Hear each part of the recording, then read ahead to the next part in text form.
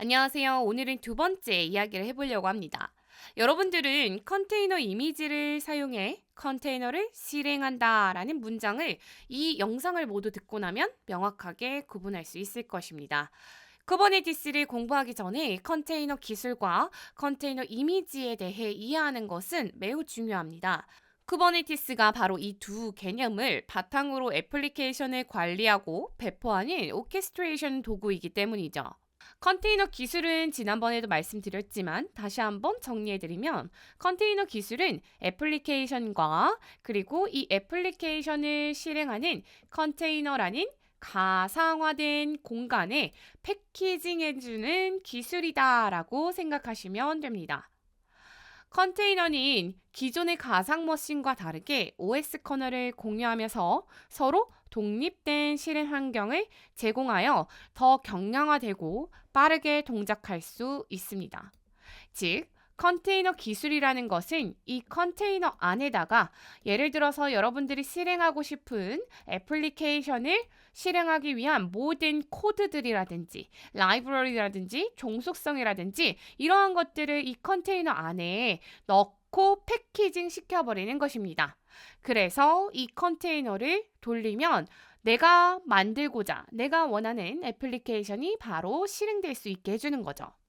사실 컨테이너로 실행시키기 위해서는 이미지가 필요합니다. 컨테이너 이미지는 컨테이너의 실행에 필요한 모든 파일과 설정이 포함된 템플릿과 같은 역할을 합니다.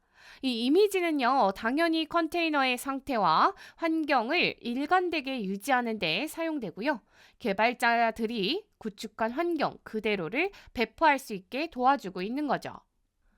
컨테이너 이미지의 특징을 좀 보면은 첫 번째로는 불변성이라는 단어를 사용하고 있어요. 이 의미는 무엇이냐면 컨테이너 이미지 같은 경우에는 읽기 전용으로 저장이 되고 있어요. 즉, 한번 우리가 템플릿을 찍어내면은 그 템플릿을 가지고 여러분들이 컨테이너를 실행하면 그 템플릿까지 찍혀져 있는 그 상태로 계속해서 실행이 됩니다.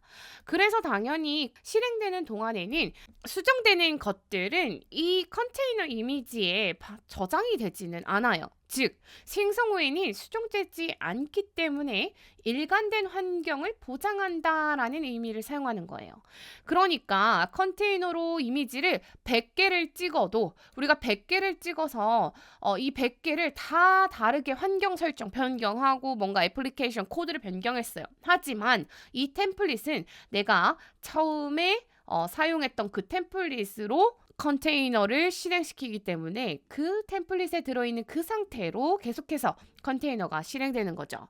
제가 예를 들어서 지금 엔진엑스가 띄워져 있거든요. 그러면 제가 요 엔진엑스 띄워져 있는 요 웹이라는 컨테이너에 들어가 가지고요. 한번 파일을 바꿔 볼게요. 잠시만요. 파일을 바꿔 볼게요. 어떻게 바꿀 거냐면 제가 한번 인덱스를 바꿔보도록 할게요. 지금 Welcome to Nginx라고 되어 있잖아요. Welcome to my home page 이렇게 바꾸고요. 이렇게 바꾸고 바로 여기 어떻게 바뀌는지 볼게요. 짜잔! 그러면 my homepage라고 바뀌기는 해요. 그럼 제가 요 컨테이너 나간 다음에요. 이 컨테이너를 다시 한번 제가 또 열어보도록 하겠습니다. 웹 2번이라는 이름으로 열어보도록 할 거예요. 얘는 대신 8009번으로 열게요. 엔진엑스로 열었기 때문에 엔진엑스 이미지를 사용했기 때문에 똑같이 엔진엑스로 열어보도록 할게요. 자, 그러면 홈페이지 저게 되어 있는지 볼 거예요. 8009번 어떻게 되어 있어요? 똑같이 엔진X입니다. 즉, 컨테이너 이미지는 항상 불변하다라는 의미가 요 의미다라고 생각하시면 됩니다. 두 번째 특징을 볼까요? 두 번째 특징은 뭐냐면 계층화라고 되어 있는데요. 이 이미지는 여러 계층으로 이루어져 있어요. 그래서 각 계층은 특정 작업을 나타내고 있습니다. 예를 들어서 첫 계층은 운영체제, 그 위에는 라이브러리 계층, 그리고 마지막 애플리케이션이 위치하는 식, 이런 식으로 계층을 쌓아서 이미지를 만들어진다라고 생각하시면 돼요. 그래서 이미지를 만들 때는 이렇게 밑에서부터 하나하나 레이어가 쌓여가지고 이미지를 만든다라고 생각하시면 됩니다. 그리고 이러한 컨테이너 같은 경우에는요, 도커 허브 많이 들어보셨죠? 컨테이너 저장 공간, 이미지 레지스트리에 저장할 수 있어서요, 언제 어디서나 컨테이너로 실행할 수 있는 것이죠.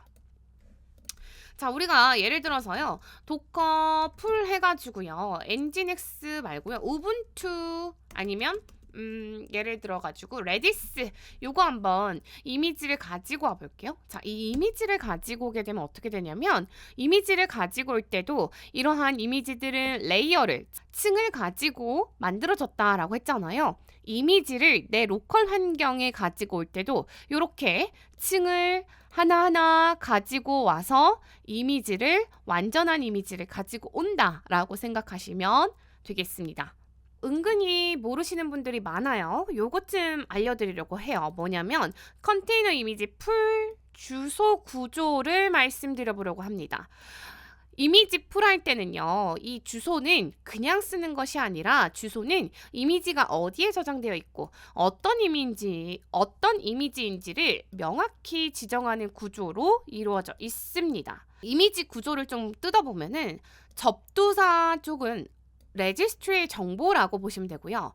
전미사 부분인 이미지의 이름과 태그로 구분이 되고 있어요.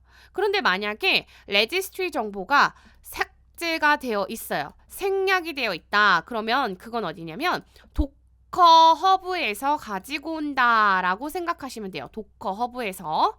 자, 그리고 보시다 보면은 뒤에 태그가 생략될 수도 있어요.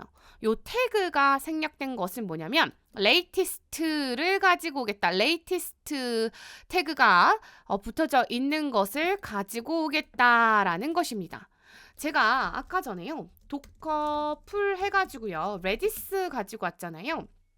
자, 요 의미는 그럼 뭐냐면 레디스를 가지고 오는데 접두사가 생략됐죠. 접두사가 생략된 것은 도커 허브에서 가지고 오겠다라는 것이고요.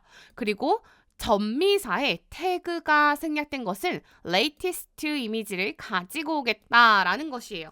이해되셨죠? 예를 들어가지고 저희가 AWS 레지스트리를 사용하고 있어요. 자, 그리고 여기다가 이미지는 my image라는 것이고 1.0 이렇게 작성하는 뭐냐면 AWS에서 제공하는 레지스트리에서 이미지 이름은 my image인데 그 중에서도 1.0 버전을 가지고 오겠다라는 의미인 거예요. 자, 그러면 도커 풀 엔진엑스 1.24.3 이런 식으로 하면 어떤 의미냐면 접두사가 생략됐죠. 그것은 도커 허브에서 가지고 오겠다. 이미지는 엔진엑스를 가지고 오겠다. 하지만 이 엔진엑스 이미지 중에 1.24.3을 가지고 오겠다라는 의미가 되는 것입니다.